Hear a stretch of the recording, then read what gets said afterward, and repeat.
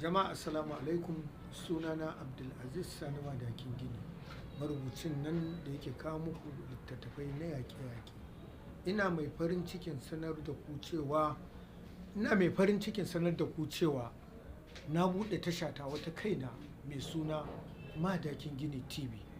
Wannan tasha za ta dinga kawo muku karantattun littattafai na har da ma kuma fina-finan Hausa wanda na tsara na rubuta na bada umarni.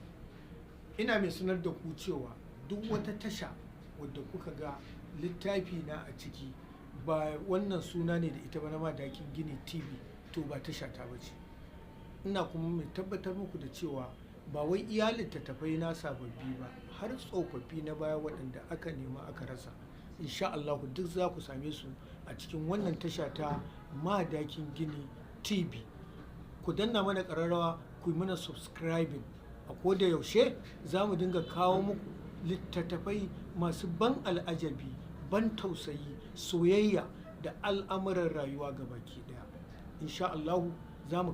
Faruwar hakan ke da wuya, sai dakaru da yawa suka rika fitowa daga ɗakuna daban-daban na gidan sarautar ɗauke da makamai suka kama dube-dube lungu da saƙo.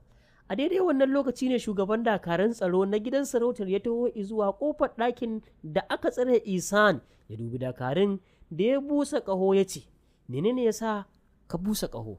Badakaran ya ce, ɗan uwan mafatakiya ne ya fasa saman ɗakin nan ya fice, kuma an neme shi an rasa. Ko da jin haka sai shugaban dakaru ya juya da baya da gudu ya nufi wani ɓangare daban na gidan sarautar.